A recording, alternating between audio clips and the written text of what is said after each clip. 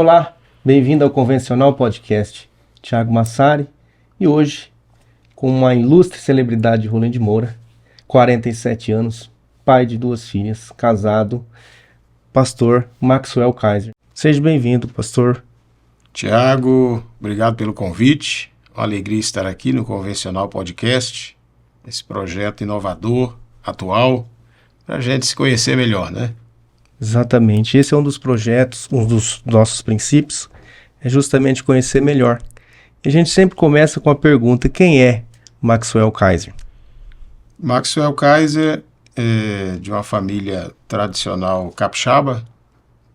Todos são capixabas, somente eu que sou paranaense. Meus pais nasceram e casaram no Espírito Santo e foram para o Paraná. E passaram um período ali, nesse período eu nasci.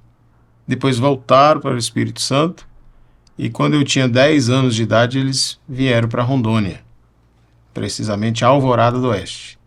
Nós chegamos em Alvorada em 86, eu com 10 anos de idade.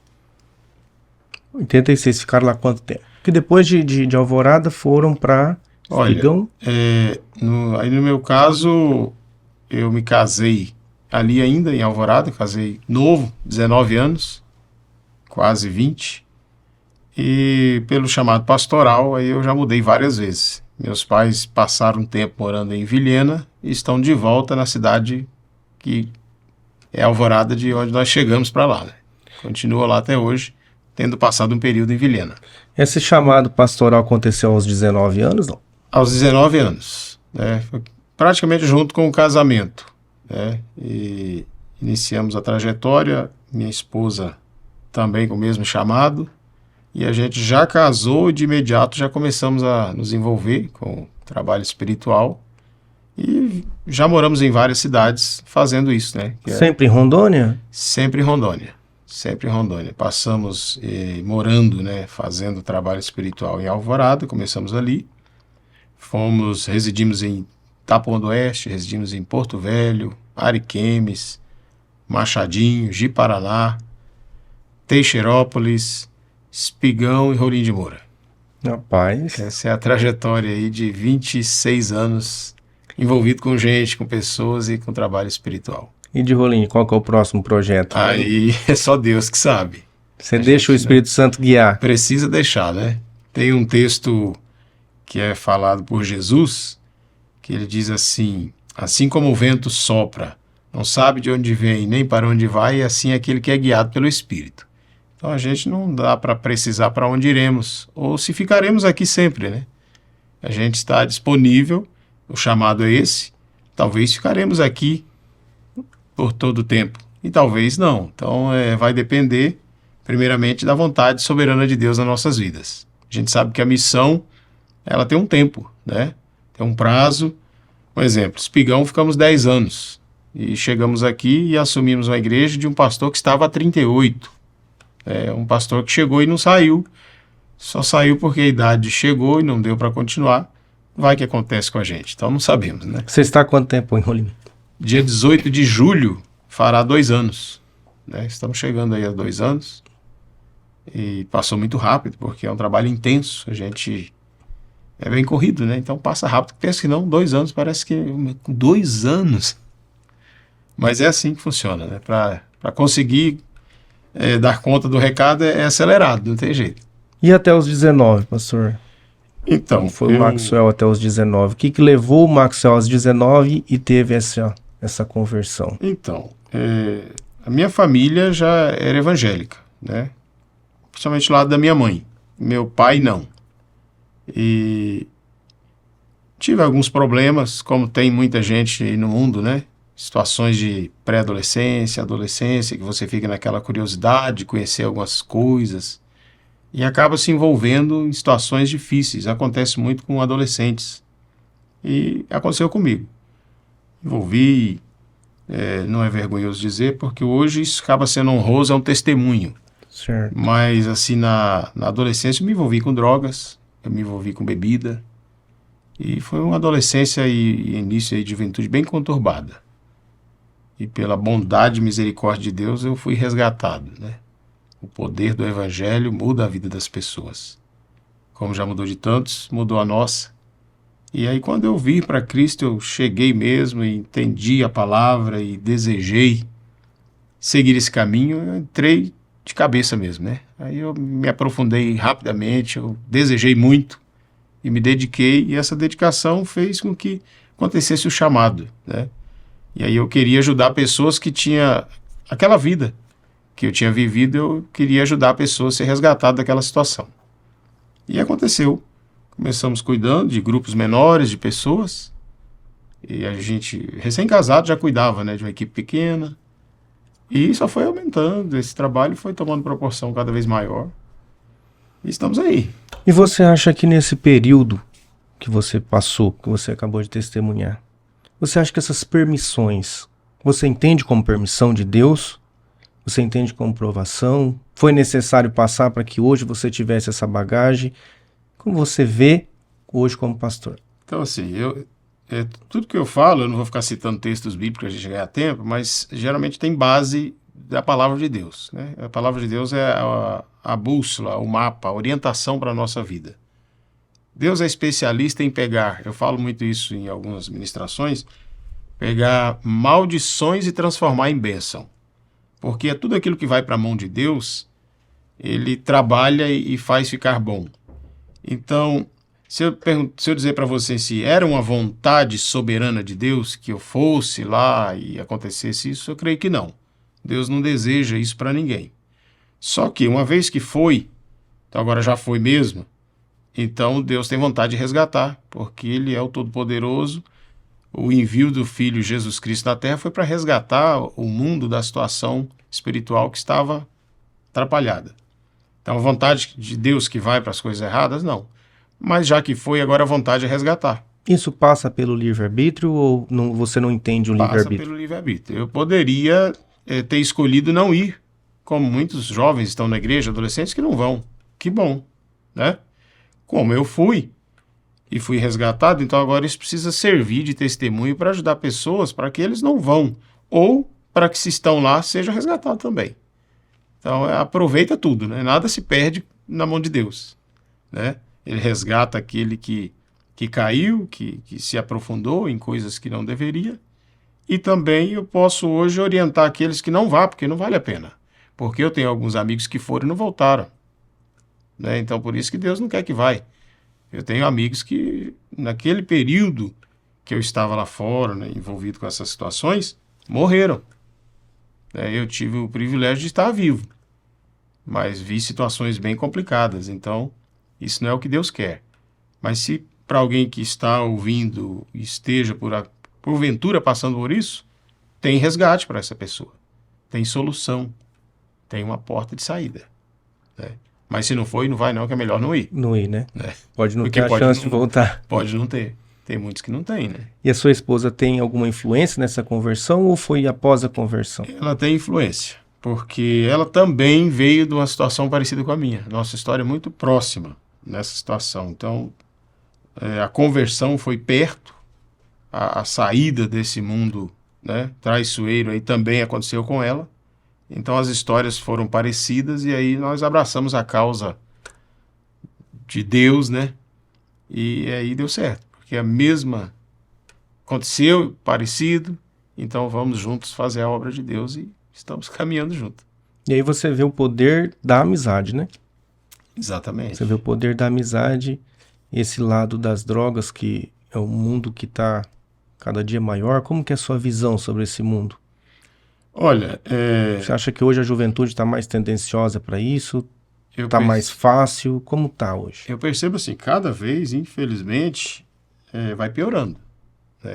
Até os tipos de drogas, né, elas vão ficando mais pesadas, mais perigosas do que antes. Então a tendência é piorando. Vão criando coisas piores, né, cada vez. E é muito perigoso, porque uma amizade, ela leva, né, a algumas situações que, eu sempre falo, às vezes por maldade, às vezes não, vamos lá, né? Pessoa que não, aconteceu. E às vezes acontece por uma brincadeira, por uma curiosidade, por uma coisa que aparentemente seria simples, e acaba se envolvendo, e quando a pessoa despertar, já viciou, já complicou, né? Então tem que cuidar muito. monitorar muitos filhos, né? Os pais precisam estar próximos. Eu não posso culpar os meus pais, mas isso que eu vou falar não tem importância, não vai ferir, porque já é uma conversa aberta entre nós. A minha mãe estava na igreja, firme ali. Meu pai estava fora. Então já ajuda, parece que já facilita essa escapada para o mundão, né? Seria a brecha que... Exatamente. Então, quando a família está junta, os cônjuges unidos com os filhos, existem situações que acontecem, sim, mas a probabilidade é menor. Mas quando tem alguém meio fora, meio desintonizado espiritualmente, o filho se torna uma presa mais fácil, né? Então, em muitos casos acontece isso. Alguém ali da família não está tão ligado para ajudar a cuidar de filhos na infância, pré-adolescência, adolescência e juventude, que são momentos que a presença dos pais faz muita diferença na vida dos filhos, né?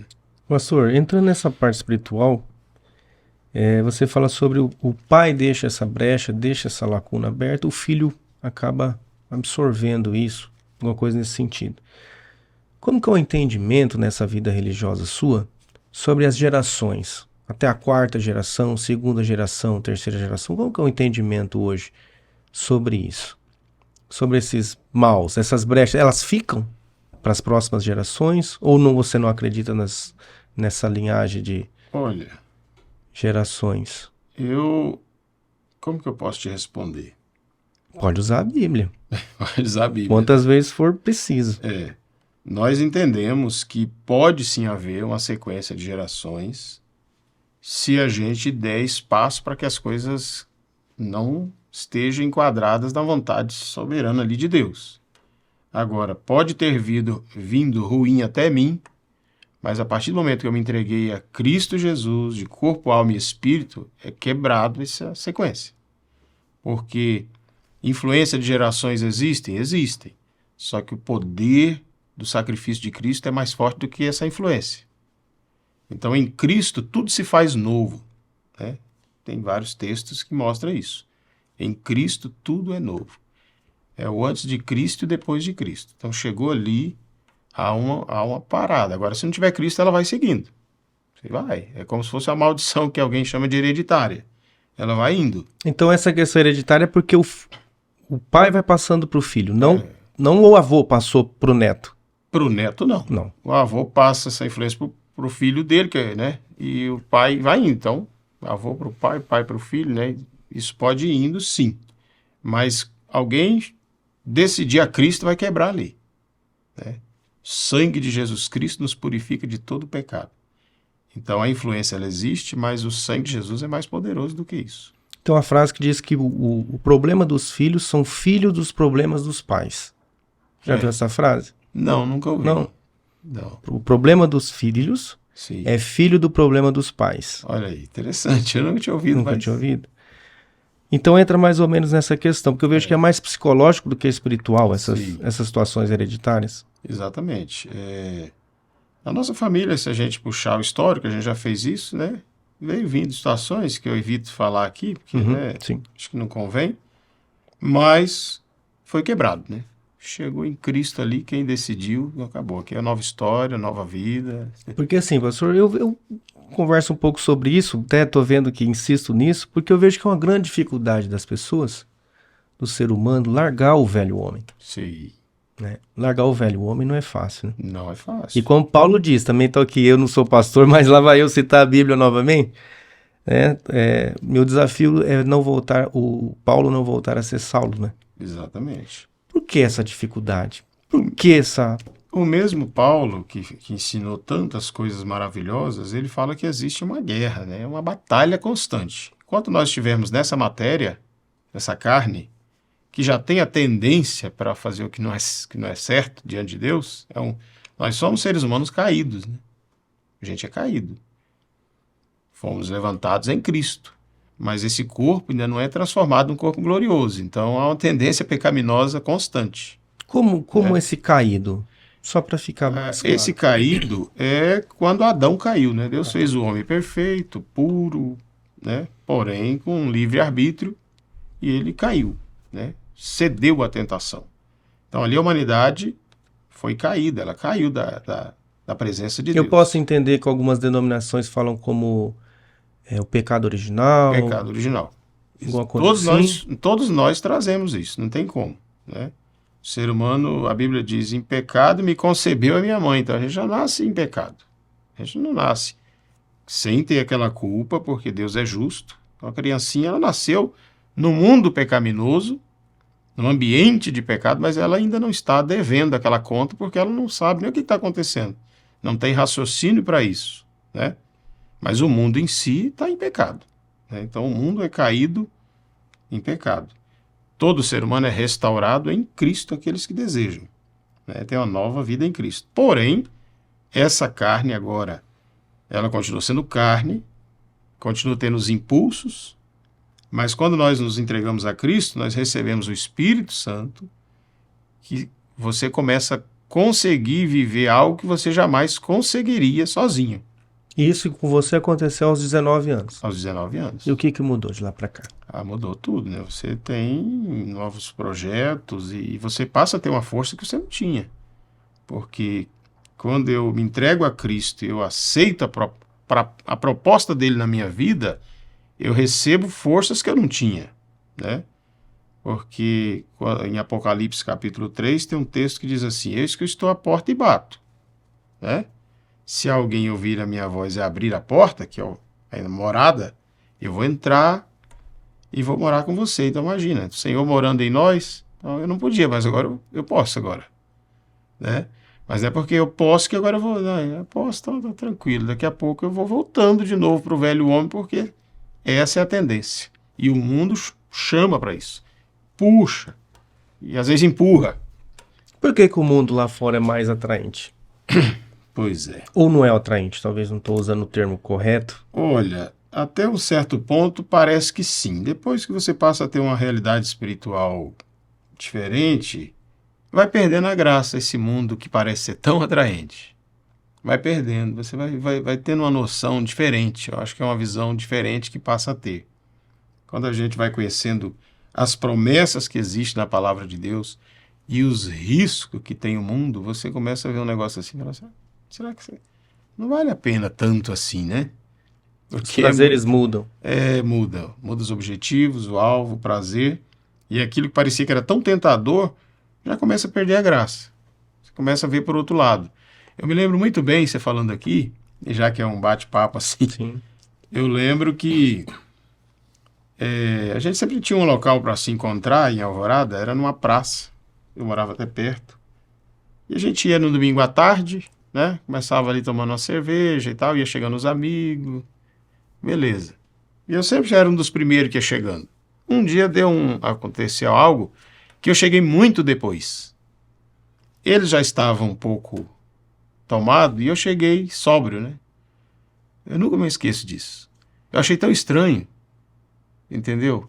Eu tive uma visão que eu não tinha das outras vezes. Será que eu fico assim? Mas, eita, desse jeito, eu tomei um susto. Porque eu sempre chegava um dos primeiros. E cheguei bem depois.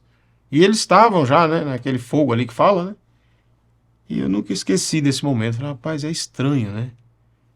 Então, trazendo para o lado de cá, é mais ou menos isso. Você começa a ver algo que você fala, puxa vida, né?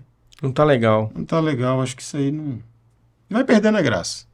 E você vai vendo o que acontece com pessoas que estão deixando de se levar por esse lado, e vai vendo o que acontece com quem está querendo as coisas de Deus, aí você vai pondo na balança aquilo que parecia tão mirabolante, atraente, vai perdendo aquele brilho todo, e você começa a ver mais como uma isca, entendeu?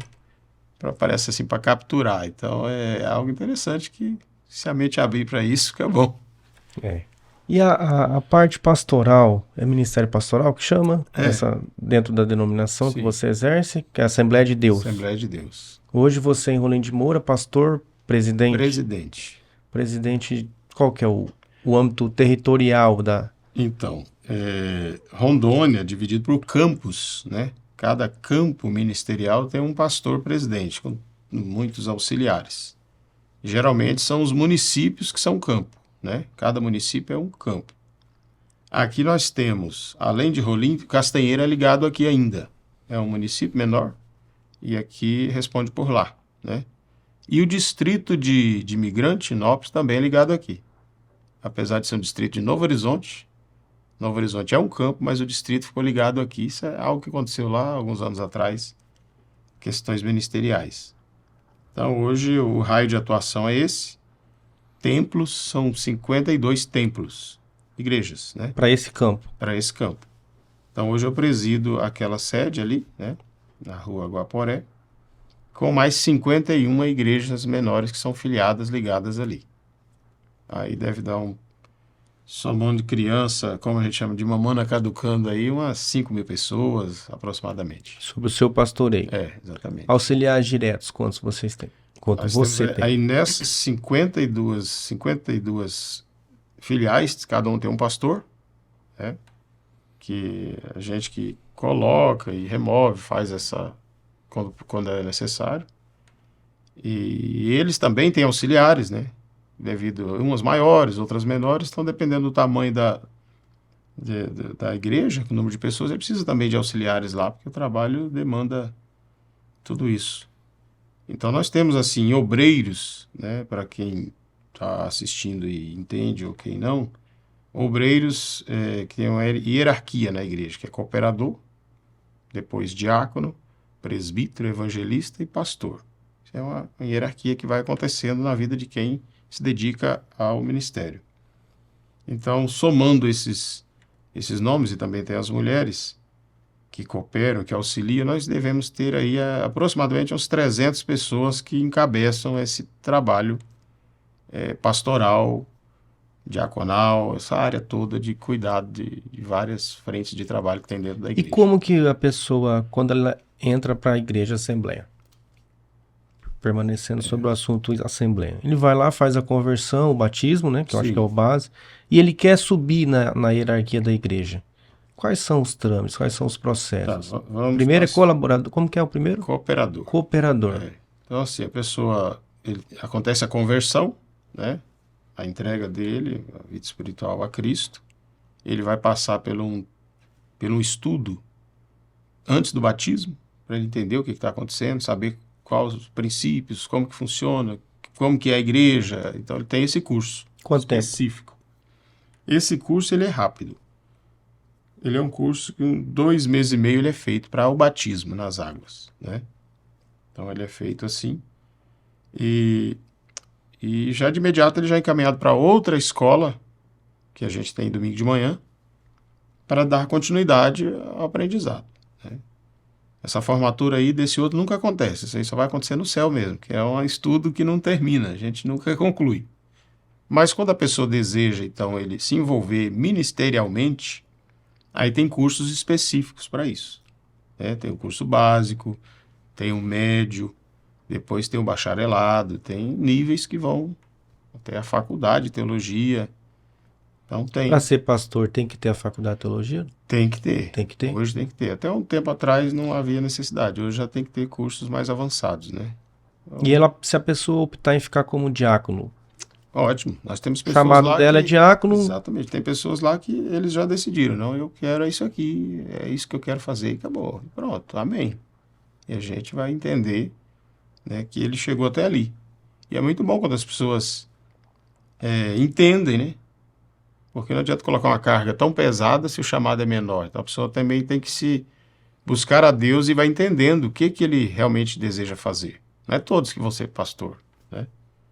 E não são todos que vão ficar como diácono. Então, isso ao E longo os da história. desafios? Desafio pastoral? Seu, como líder. Olha, eu falo o seguinte, é só por Deus. Não tem, humanamente falando, não tem condições, né? Sem chance. É só Deus mesmo. Na vida da gente que dá graça, porque é muita coisa que envolve, né? É muita coisa. Não é desanimando ninguém, não, mas quem tem um chamado, próprio Deus, eu acredito que vai entregando as ferramentas, né? Vai capacitando, porque se ele chamou, ele automaticamente providencia meios para que esse chamado funcione. Porque é bem complexo, é muito diferente a vida de pastoral, ela é totalmente diferente. Pegando essa fala sua, esses dias eu até anotei uma frase que me marcou. Cara, se Deus deu a visão, ele dá a condição. Exatamente. Eu estava passando por uma situação, e aí questão empresarial, e aí, quando eu vi essa frase, bem, se eu vi, a condição vem. Né? Então isso aí. eu, diante de tudo que eu vivo e passo, né, eu tenho minhas formas, minha fé, então eu procuro enxergar assim e tem dado certo. Mas eu vejo que é um desafio. É um desafio. Você vem aqui há 2 anos em Rolim, acredito que você passou por mudanças, né? Você tem o seu jeito de administrar, quem estava tem o seu jeito de administrar, 38 anos, o senhor falou. 38 anos. Uma cultura já implantada, uma visão já implantada, né? Então, quando o Maxwell vem, o Maxwell ou o João ou o Pedro, enfim, nesse caso o Maxwell vem com a visão diferente, né? E aqui eu não entro no mérito de melhor ou não, é visão diferente, cada um tem uma visão, né? Esse embate acontece? Lideranças são trocadas, como é a aceitação? Você diz, né? Só pela misericórdia, mas assim, dentro da igreja, que a gente que está de fora, a gente tem uma visão, né? A gente tem uma visão. Então a minha visão é o quê? Não. Tem uma compreensão aí por trás. E às vezes não tem, né? Sim. Como é isso? Isso te desanima ou te fortalece? Não, isso fortalece. E quando eu cheguei, né, a gente passa a conhecer todo o contexto, né, do trabalho que foi feito durante esses anos. E algo que eu falei para a igreja, e especialmente para os obreiros, eu tomei posse no domingo, na segunda-feira a gente fez uma grande reunião com todos. E eu falei assim, olha, eu não vou chamar de mudança o que estamos a fazer, vou chamar de atualização. Eu dei esse nome. Não vou dar o nome de mudança. Atualização, porque foi feito até aqui o trabalho, deu certo, funcionou, e nós estamos aqui para dar continuidade, porém atualizando aquilo que precisa ser atualizado. Né? Estamos num tempo novo e não tem como não atualizar. Isso acontece em todo segmento, porque não na igreja. Não pode remover os princípios bíblicos, mas atualizar a condução, a gerência, tudo isso é necessário. É a reciclagem que acontece por aí, né? Então isso é necessário. E o pessoal abraçou a causa, né? Eles entenderam e pela misericórdia de Deus, o histórico que a gente, por onde passou, deu certo, né? Funcionou. Compraram a ideia e estamos juntos, tá dando certo. Aquela casa cheia então, né, é fruto dessa mudança. Eu creio que sim, né? Deus tem tido misericórdia e o povo tem estado junto, né? É incrível, né? Inclusive, a gente vê assim, um crescimento rápido, né? Em pouco tempo. Eu esperava o que já está acontecendo aí nos 5 anos, mas surpreendeu. Tem surpreendido. Né? E graças a Deus estamos aí. O senhor atribui a Deus? Sem dúvida alguma. Sem dúvida alguma. Posso dizer que houve um Pentecostes na Assembleia de Deus de Rolim de Moura? Vamos dizer que sim, né? Posso dizer, eu que sou de fora da igreja? Eu acredito. Eu sou de fora, mas tenho ido às terças lá. Graças a Deus. Algumas terças acompanhado. É algo sobrenatural, eu vejo, de Deus. Eu vi que um dia postou lá 70 e poucas ministrações de terça. Falei, nossa, quando eu fui a primeira era 33, 34. Passou 2 anos para você rápido e passa mesmo. Já estamos em 93 ministrações de quando eu cheguei de terça, né? E a gente vê um número daquele de pessoas numa terça-feira, dia de trabalho, né? Eu vejo como um milagre. E eu sempre observo que você cita as pessoas de outras denominações. Sempre tem, né? Visitantes, né? Enfim, católicos, espíritas. Como que é a igreja? A igreja abraça, a igreja acolhe, a Assembleia de Deus acolhe? Acolhe. Isso que eu estou dizendo, que... Mas eu pego esse gancho porque quem está de fora não tem essa visão. Mas se não acolhesse, será que não... Eu penso que acolhe, porque senão eu parava de ir, né? Sentiria mal, sentiria... Sempre acolheu? Aí eu não limito também a Rolim, tá? Para não ficar tão fechado a Rolim, a nossa conversa e o seu ministério, mas num âmbito geral. A Assembleia sempre acolheu, porque para quem está de fora, a Assembleia é sempre muito conservadora. A Assembleia está passando por um novo tempo. É o que eu chamo de atualização, né? Alguns lugares aconteceu de chegar pastores digamos assim, com essa mentalidade, né, mais atualizada, se assim pode dizer. Então tem acontecido em vários lugares essa atualização e isso trouxe benefício, né? Abraçou mais, né, todos e aquelas resistências, aquelas Conservadorismo. conservadorismo, de repente ficou mais flexível, né? E, e é isso aí, tá acontecendo, né? Tá, E você acha que essa flexibilização, ela interfere no processo de ganhar para Cristo? Deixou algumas coisas radicais, por exemplo, assistir televisão, né? isso aí já faz tempo, Já né? faz tempo. Faz bastante tempo mesmo. Quando eu cheguei na Assembleia de Deus, quando eu tinha 19 anos, ainda tinha alguma coisinha assim nisso, mas era bem pouco. Porque há muitos anos atrás, vários locais, a igreja começou a colocar programa na TV. Então tiveram que parar de falar isso. Como é que ia falar? Para assistir o próprio programa da igreja tinha que ter televisão. Então como vai ser contra a televisão? Se o programa dela está lá dentro. Mas antes, né, era radical mesmo. O que você acha assim que precisa passar por uma outra análise? Alguns costumes, usos e costumes. Tem alguma coisa que te incomoda ou que você acha que deveria mudar na igreja? Por exemplo, mulher hoje usa calça da Assembleia ou ainda não? Usa. No ambiente de culto, geralmente, dificilmente usar. Mas no trabalho, porque assim, o que aconteceu? Com essa revolução do mundo industrial, a mulher não era do mercado de trabalho, hoje é, né? Então, imagina, tem trabalho, como é que vai usar outro tipo de roupa, né? É outra coisa que foram parando de falar porque as mulheres começaram a trabalhar, né? E eu me lembro, primeiro, a igreja que eu pastoreei, lá no começo, uma mulher da igreja passou no concurso do Detran. E ela nunca tinha usado, né, calça, né? Ela sai vestido, né? Que é o básico da igreja. E na época ela chegou para conversar comigo sobre isso. Pastor, eu passei e não tem jeito, meu trabalho, eu vou ter que usar calça. Mas tem mesmo, porque a exposição que ela fica lá se usar saia e vestido, né, seria escandaloso. Então, de lá para cá, os trabalhos vai requerendo esse cuidado, né? O que a gente orienta? Então, use uma calça que não seja tão escandalosa, tão sensual, né? Porque tem que ter esse padrão de mulher de Deus, como o homem tem que ter, como o jovem tem que ter, mesmo usando saia ou vestido, tem que ter algo que caracterize que está com pudor, né? Escapa aqui e ali, porque tem pessoas que mesmo estando na igreja, ele não segue como deveria, biblicamente. Não é só questão de igreja, questão de palavra de Deus, né? A gente tem que olhar mais a fundo o que está dizendo a palavra do que a igreja fala, porque às vezes passa. O que a igreja está falando hoje, daqui a pouco já não está mais. Mas o que a palavra de Deus fala continua. É aquilo ali. Então a decência, né? Pudor, a cautela de não se expor. Então isso é bíblico. Isso que tem que ter cuidado. Dependendo da peça de roupa que seja. Até porque quem tá ali, né? A maioria que tá ali não tem as tentações, né? Exatamente. E uma boa parte também não são convertidos, né? Exatamente. Não sabe administrar essas diferenças.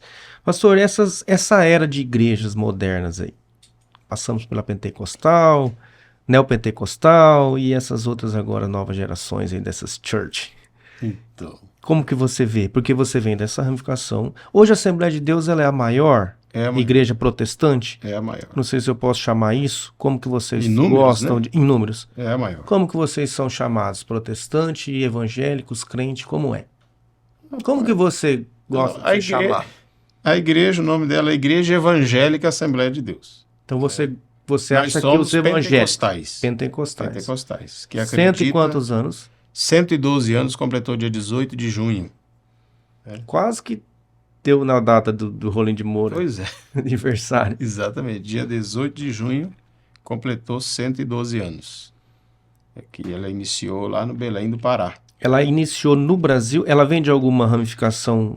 Veja bem, o que aconteceu? 2 missionários suecos, que é Daniel Berg e Gunnar Wingren, eles eram da Suécia, morando nos Estados Unidos, e da Igreja Batista, tiveram uma visão de Deus e tal, uma longa história, quem quiser pesquisar pode pesquisar, eles nesse sonho, nesse direcionamento, pegaram o navio e vieram para o Brasil. E aportaram lá em Belém do Pará. Eu já estive lá no local que eles chegaram. Chegaram ali em 1910, no Porto. E começaram cultos, que eles eram batistas, na casa de pessoas. De repente, teve ali algumas manifestações do Espírito Santo e eles pediram para eles dar licença porque não era o segmento da igreja, entendeu? E aí eles iniciaram a obra pentecostal, que se tornaria a maior obra pentecostal de todos os tempos. E ali começou e não parou de crescer. E foi assim. E já fazem 112 anos. Hoje tem manifestações? Tem manifestações. Batismo com o Espírito Santo, né? Que é falar novas línguas, os dons. A gente crê na atualidade dos dons espirituais. Porque a Bíblia diz assim, né? O Espírito Santo não cessaria a sua atuação. Há quem diz que seria só no dia de Pentecostes, né? Foi ali e acabou. Mas não há base bíblica, porque se você ler, tem textos e textos que continuaria. E continuou. Né? E tem algumas igrejas que acham que cessou. E a gente entende que não cessou. Mesmo igrejas evangélicas entendem que cessou? Existe segmento evangélico que entende que cessou. Não vou citar nome aqui, Sim. mas existe. Vários segmentos que acham que cessou. Inclusive, eles foram pediram licença deles porque, não, isso cessou. Entendeu? E eles começaram outro grupo, fazer os cultos. E se tornou a maior denominação evangélica no Brasil. No Brasil, a maior. Tem fora do Brasil? Tem outros países? Tem praticamente toda a terra. Assembleia de Deus. Igreja Assembleia de Deus. E da Assembleia de Deus vem as ramificações. Vem através de cismas. Tem muitas igrejas. Que Belém, isso, Madureira. Tem muitas, né? Muitas. Missão, tem muitas. É difícil até de citar todas hoje que foram galhos aí que foram expandindo, né? Por vários motivos, né? Que a gente sabe alguns, outros não, mas... E continua crescendo. Você acha que essas cismas são vaidade das vaidades? Às vezes sim. Não vamos generalizar. Às vezes sim, algumas vezes não. E a pergunta ela se estende para as outras denominações também, né? Sim. Não só na Assembleia, mas a gente observa de fora, mais uma vez, que são muitas igrejas, pequenas igrejas. Muitas delas, realmente Deus tem um chamado, né?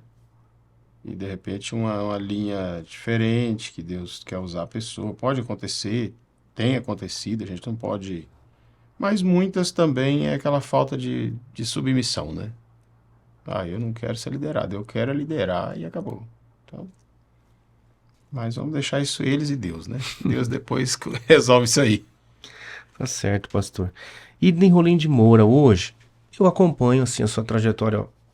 A sua trajetória, na verdade, eu acho que vem acompanhando, muita gente tem acompanhado, o senhor como pastor, essa revolução que aconteceu na igreja.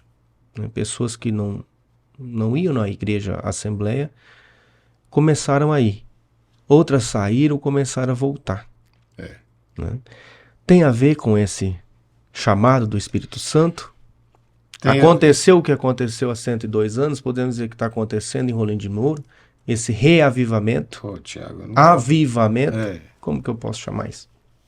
Eu não posso ser vaidoso a ponto de dizer que é igual aconteceu lá, né? Acho que talvez não nesse nível, né? Mas o Espírito Santo, ele não se renova todos os dias? A todo momento? Ele está atuando sempre, né? Sempre atuando. E eu sei que é algo sobrenatural que tem acontecido, né? Não vou dizer que é o mesmo nível, né? Porque lá ficou marcado na história do Brasil todo, né? Que eu não sei se chega a esse nível, né? Mais local mesmo. Mas eu tenho certeza que é a mão de Deus, o poder de Deus que está com a gente e está permitindo acontecer isso. Isso eu não tenho dúvida. Não é o pastor Maxwell, não. É Deus aqui que resolveu. Claro que usando a gente, né? E todos que estão conosco ali para poder acontecer isso. Então é a misericórdia de Deus mesmo que tá. E o dia a dia do pastor? O dia a dia Agenda lotada? eu nunca dou conta de toda a agenda porque fica sempre algumas coisas para renovar para amanhã, para depois. Tem bastante pessoas para dar atenção, né? Pessoas que estão iniciando, pessoas que estão reiniciando, pessoas que desejam uma ajuda de alguma forma, conversa, oração.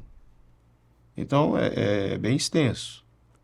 Eu atendo no gabinete pastoral, eu sempre brinco ali, os últimos eu peço perdão, vamos deixar para amanhã, porque senão eu não vou em casa.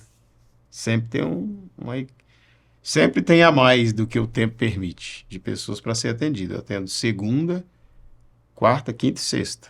Lá na igreja. Lá na igreja. Terça não, porque eu tenho um propósito, eu já tenho uns 14 anos que eu tenho um propósito. Terça-feira eu e Deus, Bíblia, livro, eu e Deus e os livros. Desliga o celular, ninguém acha. Não, terça não. Entendeu? Porque é um propósito, porque eu preciso preparar bem, porque o pessoal vai com aquela sede que você já viu e a gente tem que estar com conteúdo, né?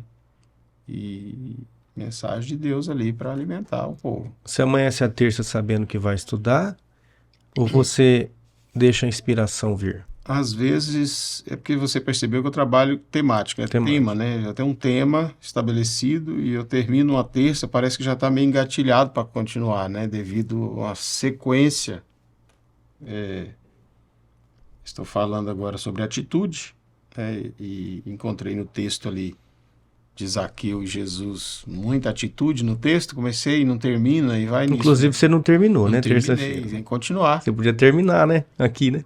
Aqui não, porque gasta muito tempo, você vê que lá é 1 hora. Lá é 1 hora cada parte e não termina, né? Falei, poxa, eu vou ter que vir terça-feira para saber o fim dessa história. Ali tem muita coisa ainda. Então eu já sei mais ou menos que eu vou continuar, né? E Deus vai conduzindo assim. Acontece muitas vezes eu estar dormindo, eu sonho com o texto bíblico, ou eu acordo pensando nele, falo com a esposa, olha, vê o texto, vou lá estudar ele. Acontece. Então acontece de várias maneiras, né? Os temas acontecem também assim. Quando vai chegando novembro, eu já começo a orar a Deus assim, Senhor, qual o tema que o Senhor quer que a gente fala próximo ano? E dependente do lugar, às vezes ele surge, já aconteceu de estar no mercado, aí vem o tema, dirigindo, vem o tema, acordo com o tema, acontece. Então, várias maneiras, né? Aí vai trabalhar aquele assunto. Esse é o agir do Espírito Santo? Sem dúvida é o agir do Espírito Santo. A gente é dependente, a gente pede, né? E fica aguardando o sinal. Pode vir de qualquer lugar. Pode vir. Já veio de várias maneiras. Já teve vezes eu estar dirigindo e olhar o pessoal de férias um pouquinho, né? Tira uns diazinhos, todo mundo dormindo, aí vem. Aí eu não posso parar para escrever. Pego assim, faço um áudio aqui, né? Falando alguma coisa para depois eu vou trabalhar aquilo ali. Então é interessante, mas é Deus, vem mesmo. E como que você vê a questão da família? A pastora, ela acompanha o senhor, tem a mesma missão. E como que é essa vida não de pastor, mas de marido e de pai, de duas mulheres? Uma está fazendo medicina, já se formou? Já se formou, já é casada, né? Mais velha, casado, o esposo também é médico, já está trabalhando. E já está com o CRM, já está trabalhando, e ela, como fez lá no Paraguai, ela está fazendo revalida, né? As duas é formada em medicina? Não, a mais nova está cursando psicologia, termina o ano que vem. E a esposa está cursando psicologia também, a correria está grande. Concilia? Sentem falta do pai? Sentem falta do esposo? A gente consegue se reunir, né? A gente dá um jeito e já acostumamos com essa rotina, então a gente se reúne. Corre aqui para lá, para cá, mas no final conclui o dia ali juntos, né? Dá certo. Você perguntou sobre família, né? Família depois da salvação é o bem mais precioso, né? Nós temos primeiro Deus, né? Depois família. Isso aí é intocável, é um projeto divino. Família, cônjuge, os filhos. Não existe presente maior para o ser humano depois da salvação do que família. Família é algo projetado por Deus, né? Deus que instituiu a família, né? Fez um homem, uma mulher, e nasce os filhos para a glória de Deus, para juntos viverem uma missão que Deus chamou e serem felizes, né? E a família é o local onde você renova suas forças, é onde você tem o seu aconchego. Família é um mistério, né? É algo precioso. E as pessoas que optam por não se casar? Não dar continuidade na família, não gerar a família. Então, Qual a sua visão? Você acha que a vida vai cobrar isso? Isso lá na frente pode refletir, né? Porque de alguma maneira, vai fazer falta, né? Há alguns casos específicos de não ter uma família, não ter um cônjuge. Um exemplo, Paulo, né?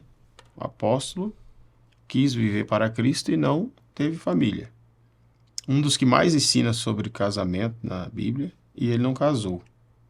Mas é um caso raro, específico, de um chamado que Deus deu para ele. Mas ele incentiva lá nos textos para casar. Se você ler 1 Coríntios capítulo 7, ele dá uma aula sobre vida conjugal, sem ser casado, né? Então é um caso à parte. Agora, o próprio Deus disse, não é bom que o homem esteja só, né? Far-lhe-ei uma adjutora. Foi quando Deus fez Eva e entregou a Adão. Então a vontade de Deus é que o homem case e constitua a família. A mulher e o homem casam e constituem a família. Isso é um plano original de Deus, né? Então, essa ausência de não casar, a não ser que seja um chamado específico, igual Paulo. Fora isso, pode casar e ter família, que é bênção. Tá certo. Pastor, estamos em 2023. Para essas pessoas que estão nos ouvindo, muitas pessoas não sabem como buscar esse Cristo que você prega. Muitas pessoas não sabem buscar essa salvação que você prega. O que essas pessoas devem fazer hoje? Os que estão nos ouvindo. Sim. Qual que é o primeiro passo que um ser humano tem que dar encaminhado a Cristo? Então, todos nós somos convidados pelo próprio Cristo a segui-lo. É Jesus quem disse, vinde a mim todos, Mateus 11, 28. Todos. E ele classifica algumas situações difíceis, que estão cansados, sobrecarregados, que é o que a vida... Isso acontece com todos nós, né? E eu vos aliviarei. Todos nós, então, somos convidados. Só não vai quem não quiser dar atenção a esse convite. Ir a Cristo, certo? E foi Cristo que instituiu a igreja. Porque vai a Cristo sem igreja? Bom, pode ser que sim, mas fica assim meio desconexo, porque precisa de um... Eu comparo assim... O Senhor comparou a gente como ovelha, né? Se fosse aqui no nosso contexto, seria um gado, né? Imagina um gado sem curral. Fica meio alongado, né? Meio desorientado, meio faltando alguma coisa. Então, para seguir a Cristo, é necessário ter esse cuidado. E para ser cuidado, para ser pastoreado, para ter o apoio espiritual, precisa de uma igreja. Então, o primeiro passo é ir para uma igreja. Eu não sei se eu digo primeiro para uma igreja ou para Cristo. Cristo primeiro, mas ele precisa de congregar, de ter um local para ser cuidado, para ser direcionado, medicado, É justamente para esse tratado. povo que não tem igreja, esse povo que não sabe, que não teve base. Essas pessoas precisam ir a Cristo e procurar uma igreja. Não é que tem que ir lá na igreja se entregar a Cristo. Pode entregar em casa, onde quiser. Mas procure uma igreja, um pastor, porque tem que estar em comunhão, tem que ter um grupo que vai lhe apoiar nos momentos difíceis.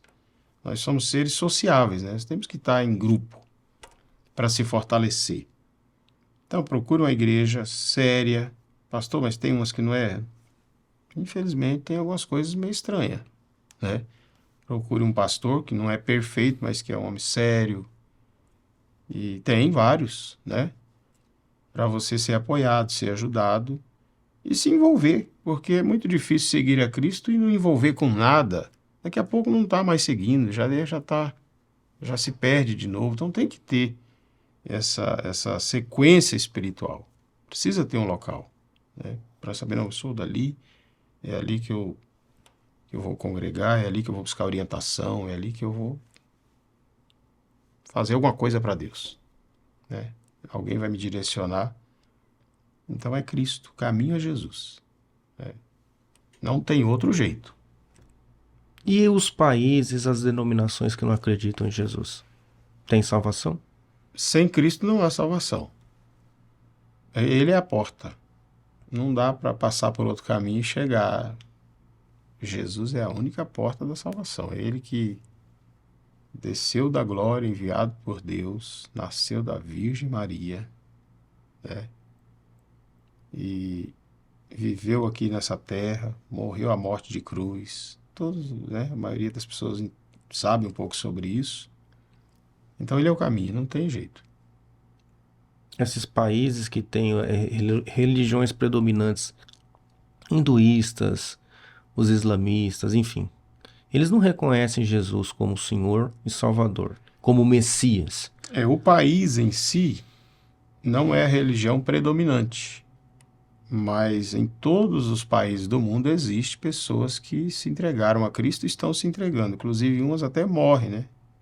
A perseguição é tão ferrenha que eles morrem por se entregar a Cristo e sair daquele segmento que os países têm.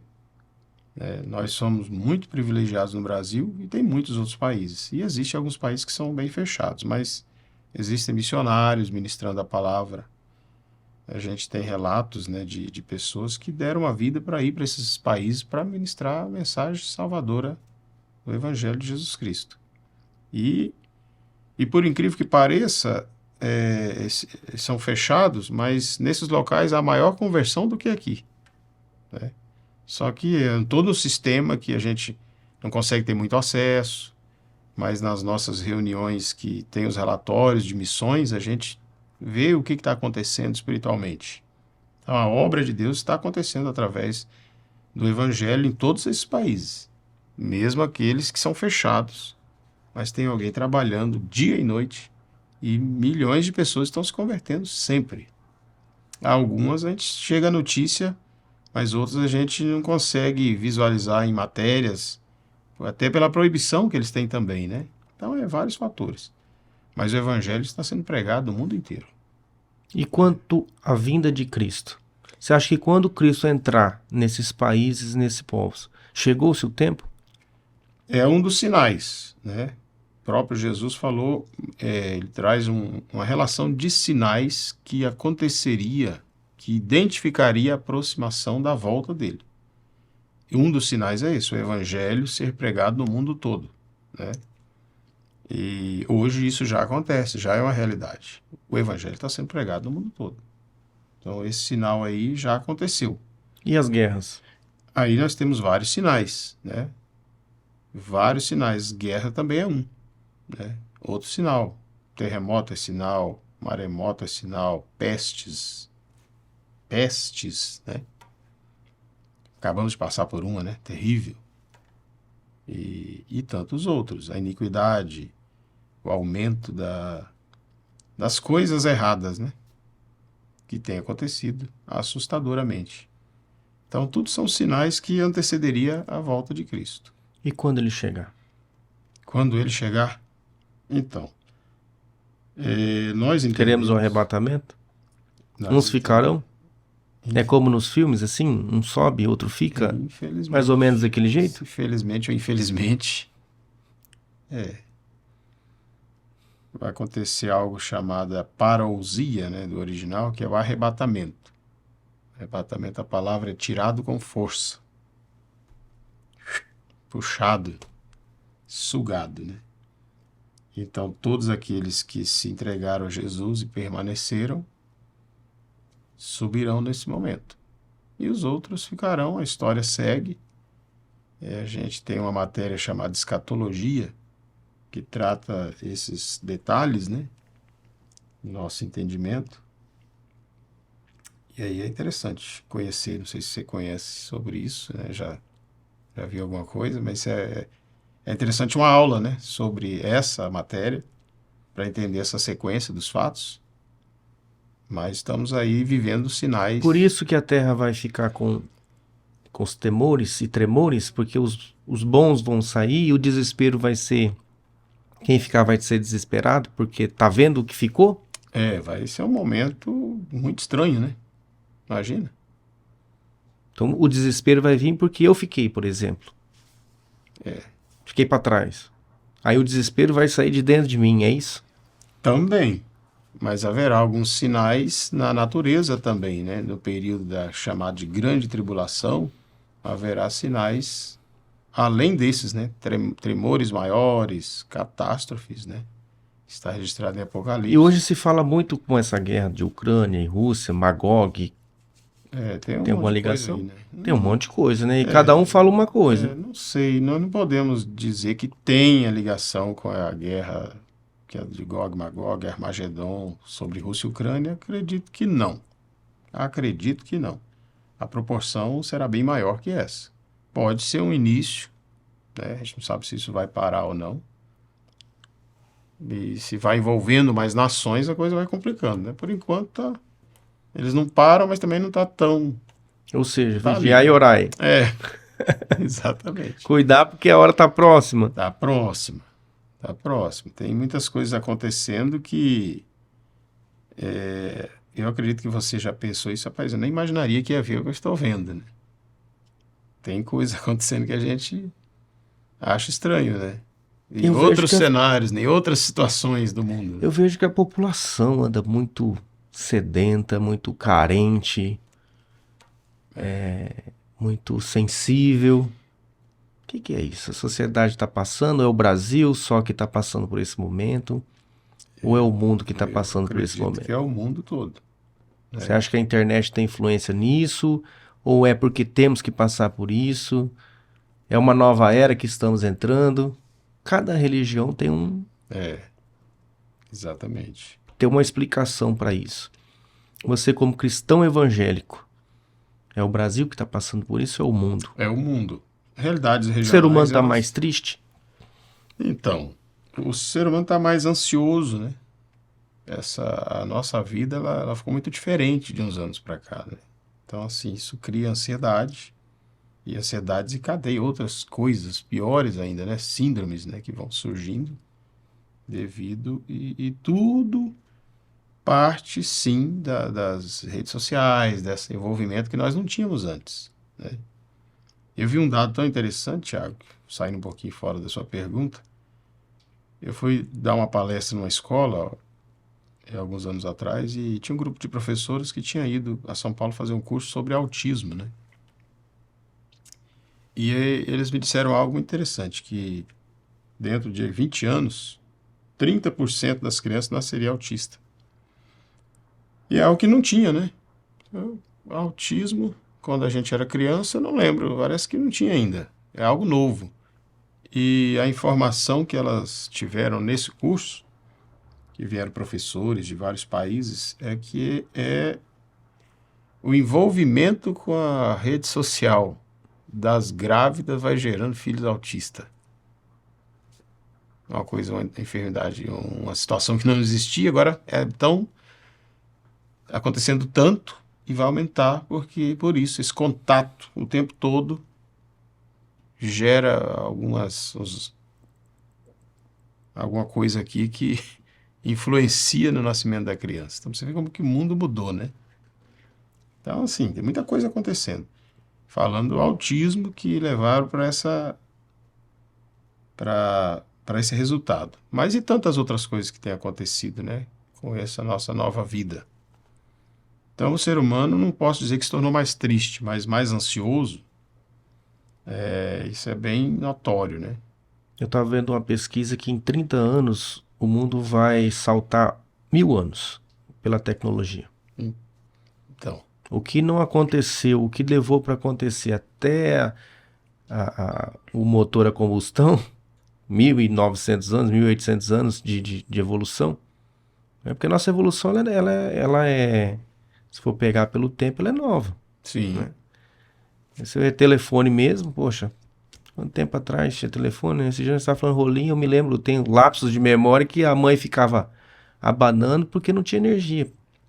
Molhava um pano, uma toalha e colocava na gente para dormir porque não tinha energia em rolinho. Hoje o telefone, internet, né? Tá muito rápido. E pegar em 30 anos. Muito rápido. Em 30 Coisa anos. E nos impressionante. próximos 30, o mundo vai evoluir 1000 anos. Você acha que a ansiedade vai aumentar? Sem dúvida. No seu gabinete, quais são as maiores queixas que você escuta? Então, são pessoas assim, O ansiosas. que faz a pessoa buscar Deus? No seu gabinete ali. Olha, Quem não é cristão? Vamos supor, eu não sou da Assembleia. Que você recebe pessoas que não é Recebo. da Assembleianos? recebo. Recebe.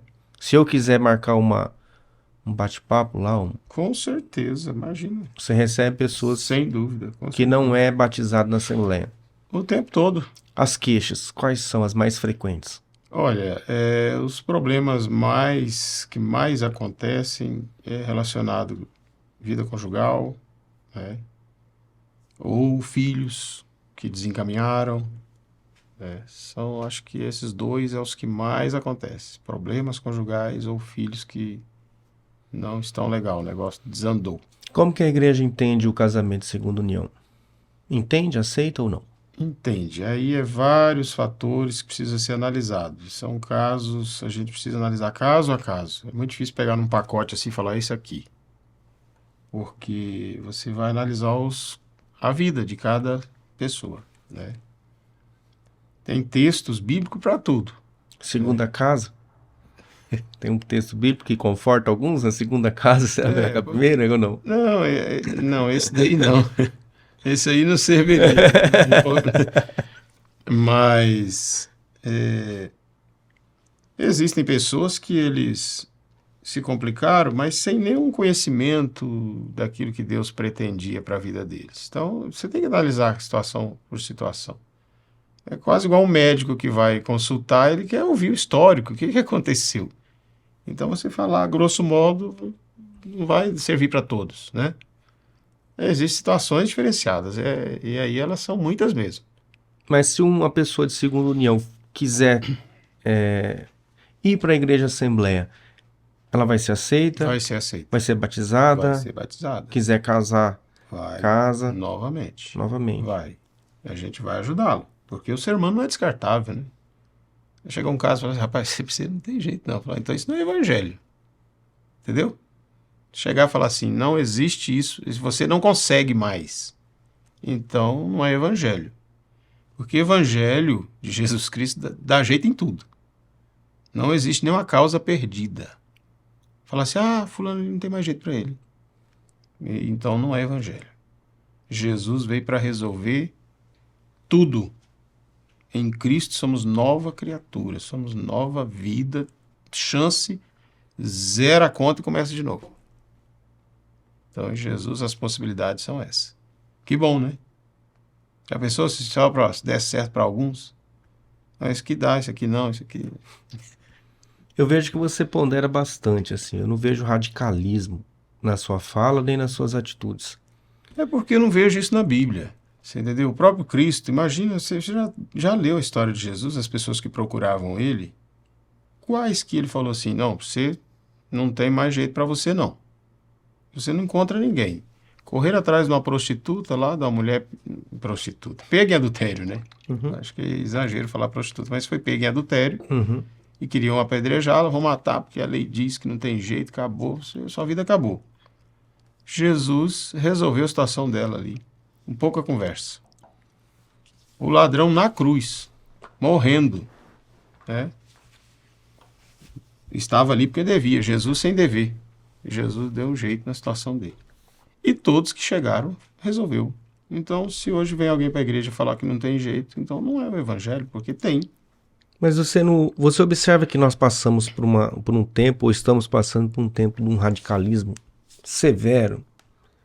Por isso que eu me surpreendo, assim, conversando com você, né? Essa calma no sentido de não pesar julgamento e nem pesar atitude.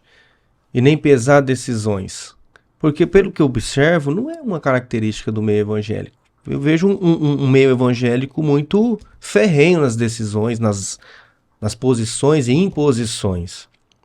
Você já disse que não é evangelho, mas carrega o título de evangelho. Não, talvez eu não estou conseguindo entender o que seria, né? Se você quiser explicar. Por exemplo, muitas denominações, o casamento, tá, pecou, acabou. Não tem essa chance toda, né? Se não está dentro da igreja, não tem salvação. Você já disse que a salvação pode sim acontecer lá onde você estiver e sim depois caminhar com a igreja. Sim. Né?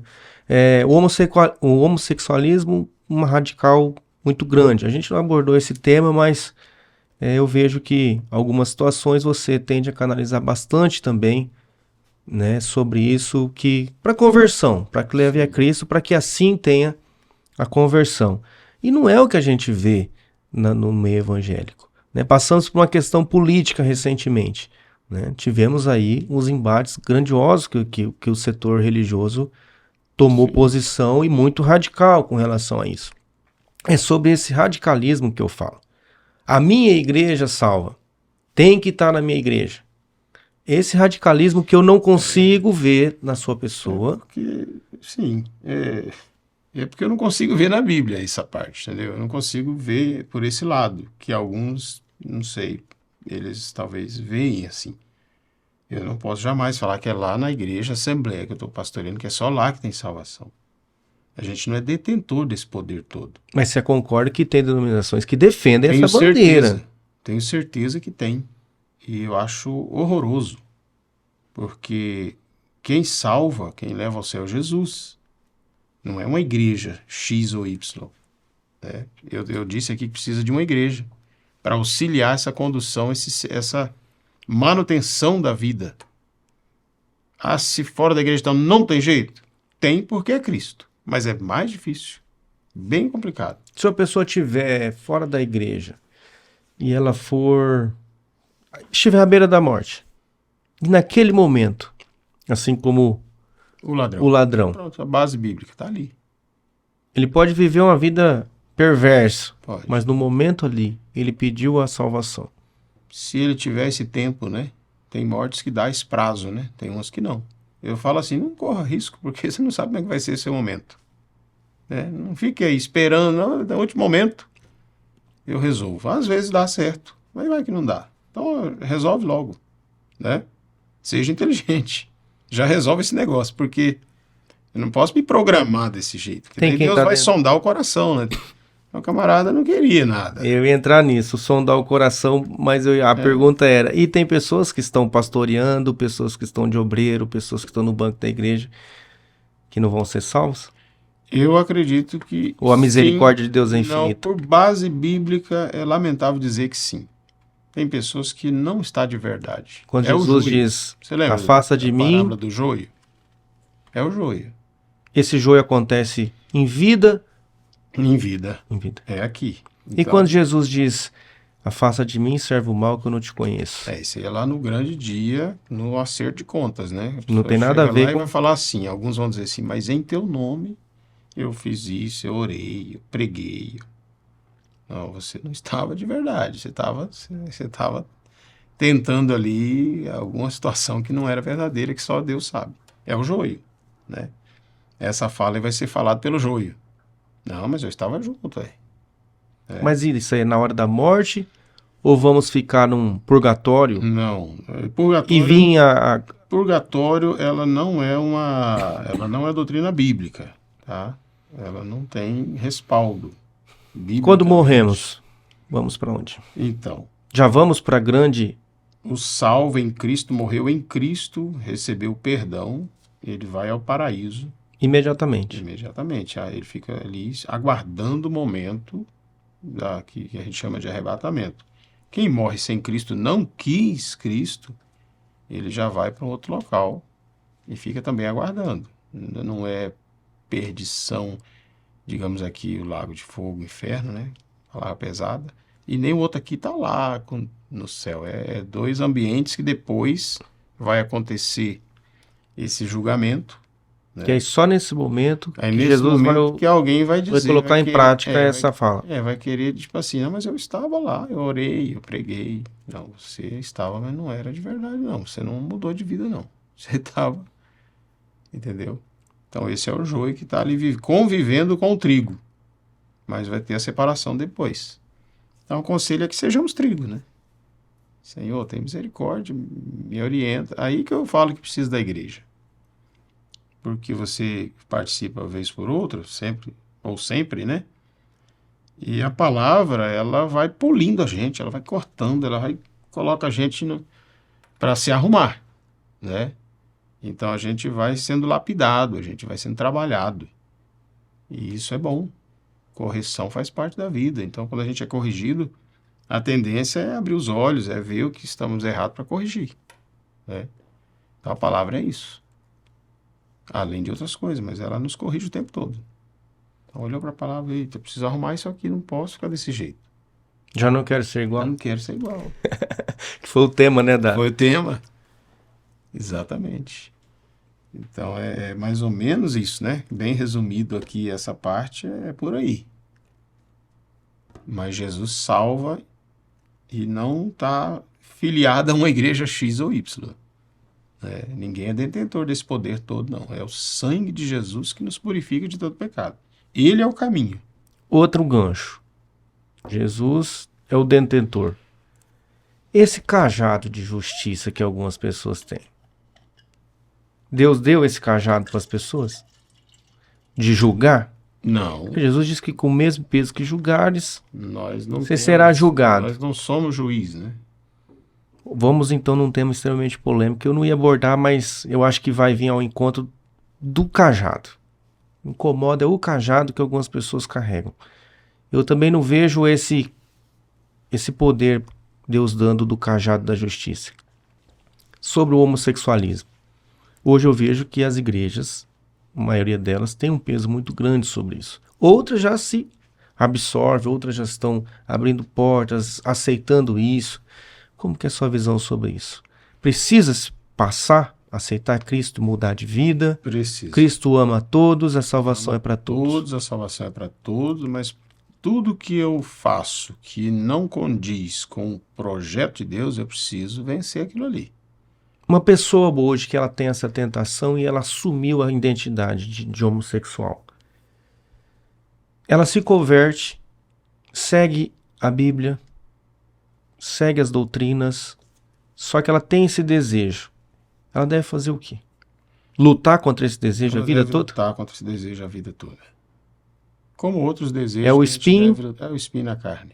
Como outros desejos que a gente deve lutar a vida toda. Vai ter coisas que, de repente, você vai ter uma batalha sempre.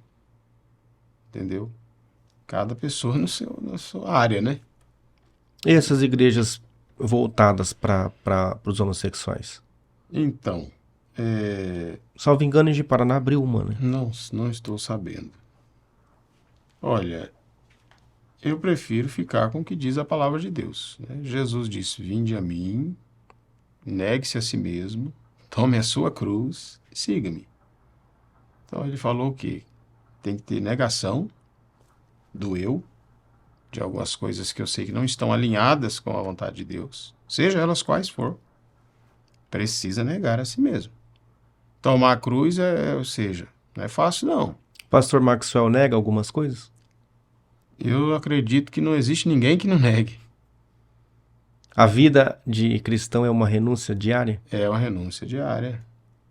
Sem dúvida, é renúncia diária. A gente, se não estiver cuidando, você não é angelical, né? Até os anjos caíram, né?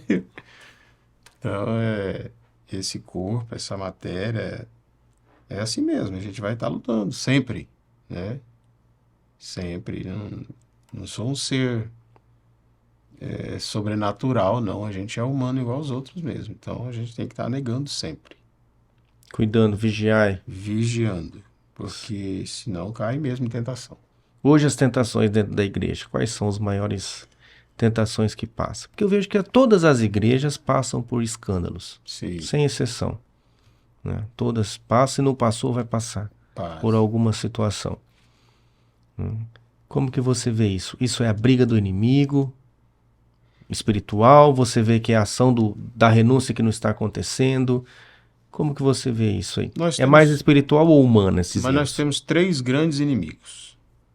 Se tratando espiritualmente, nós temos três inimigos fortes contra nós. Apesar de nós termos o Todo-Poderoso ao nosso lado, né? Tem que lembrar disso, senão seria impossível. Mas nós temos a carne, o mundo, que é o sistema, e eu chamo do encardido, né? Então isso está bem previsto na Bíblia. Carne, mundo e o maligno. Então são três inimigos terríveis, né? Pesado, hein? Eu acho pior a carne, porque ela está tão perto, né? Tá junto. É a matéria, isso aqui. Então eu penso que o meu maior inimigo sou eu mesmo. Se eu não cuidar. Só que essa matéria é influenciada pelo maligno e pelo mundo, né? E o mundo não é o cosmos, é o sistema caído, né? Corrompido. Então, e aí a palavra de Deus diz: não ameis o mundo, que é esse sistema, e nem o que no mundo há. Se alguém amar o mundo, o amor do Pai já nem está nele mais. Então a gente não tem como repartir. Eu vou amar o mundo e vou amar a Deus, vou me dar bem com o sistema, mas vou ser. Então, assim, você tem que definir, não tem jeito. Tem que ter um posicionamento, né? Então, esses três inimigos. E isso aí, enquanto a gente estiver nesse mundo, a gente vai estar lutando contra os três. O encardido usa as redes sociais para chegar nos outros dois? Sem dúvida. Sem dúvida. Ele usa todos os mecanismos que ele tiver condições de usar, né? Então, é por isso que a batalha tem sido cada vez maior, né? Quando não tínhamos rede social, eu acredito que a luta era menor. Então veio um benefício muito grande, mas junto veio um desafio maior, né? Ou a comunicação, a informação era menor, né? Então não sabia muito dele. Eu vejo pelas catástrofes, né? A Sim. catástrofe, quanta catástrofe não tinha? Será que não tinha ou será que a informação que era demorada, né? As Hoje é duas coisas. instantâneo, né? Elas tinham e não tínhamos informação. Hoje temos informação, mas os dados mostram que elas aumentaram também. Então, é as duas coisas. Se você pegar um relatório de terremotos, desde o primeiro, você vê que vai subindo a quantidade. E lá a gente não tinha informação, né? Ele já existia. Hoje temos a informação, mas também aumentou a quantidade de guerra, de problemas. Isso aí tudo aumentou também, né? E a rede social é complicado, né? O pecado tá pertinho, né? Facinho de fazer coisas. Tá um toque. Basta um clique aí. Se olhar já tá pecando? Está pecando. Tem que... Curtir então é 2 pecados. Aí sim, você está incentivando o pecado. Tem pecadinho e pecadão, pastor? Não, diante de Deus tudo é pecado. Agora existe os níveis de consequência, de influência, né? Dizer assim, todos os pecados são iguais? Tudo é pecado. Só que tem pecado que ele é mais feioso, né? Uns pecados mais escandalosos, que pode trazer um resultado pior do que outros, né? Porque um pensamento errado é pecado, só que você já resolve ali, né? Então ele não prejudicou ninguém, ele não... Mas você já, oh meu Deus, tem misericórdia, que a mente aqui é Diz que terrível. o pecado é igual um passarinho, né? Você, às vezes até permite que ele pouse aqui, né? Mas você não pode permitir que ele faça ninho, né? Então a rede social é a mesma coisa. Às vezes chega um negócio que você não deveria, mas está ali. Então já elimina, já. Vamos partir para o outro lado. Agora se eu ficar dando razão a isso, aí... Legal. Né? Pastor, queria que você deixasse uma bênção para essas pessoas, para que quando eles vissem esse podcast, eles pudessem se sentir abençoados. Amém. Através desse Pentecostes, eu vou ter a ousadia de dizer isso, esse Pentecostes que aconteceu em Rolim de Moura, que não foi só a Assembleia que ganhou, eu acho que foi o município de Rolim de Moura que ganhou. Que bom. Essa é uma visão particular minha, não preciso ficar receoso, porque é o Tiago que está falando. Tá bom? Então, diante desse Pentecostes, diante dessa bênção que vem acontecendo para nossa cidade, para nossa região, eu gostaria que o senhor deixasse uma bênção. Eu vou, então, citar um texto bíblico, né? Que está registrado em 1 Coríntios, capítulo 2, versículo 9. Não vou nem ler, né? Que diz assim: as coisas que o olho não viu, o ouvido não ouviu e não subiu ao coração do homem, é justamente isso que Deus tem preparado para aqueles que o amam. Então, o conselho para todos nós: vamos amar a Deus sobre todas as coisas, porque a promessa é gloriosa. Deus tem oferecido para nós, em resumo, nesse texto, tem tantos outros, coisas que o olho nunca viu. Imagina que a gente já viu tanta coisa, né? Você pega assim um vídeo, para quem nunca foi em Dubai, né, por ali, você fala, "Mas como é que pode um lugar tão chique, tão bonito?" Mas a Bíblia diz que o olho nunca viu nada parecido com aquilo que Deus tem preparado. O ouvido nunca ouviu, e olha que nós já ouvimos coisas maravilhosas. E nunca subiu no coração do homem, ou seja, você não dá conta nem de imaginar. É o que Deus tem preparado para quem ama a Deus. Então, vamos todos nós amar a Deus, abrir o nosso coração para Deus, viver a vida que Deus tem para nós, porque o resultado é muito forte sobre isso. Não compensa viver à margem disso. Viver, deixar a vida passar e não vou me envolver com nada que tem relação com Deus, deixa para lá. Não faça isso. Vamos junto.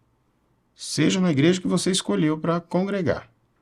Mas fique firme, amando a Deus, se dedicando, corra atrás dos seus objetivos, como eu estou dizendo, tenha atitude em todas as áreas da vida, mas não perca a principal atitude, que é se envolver com Deus.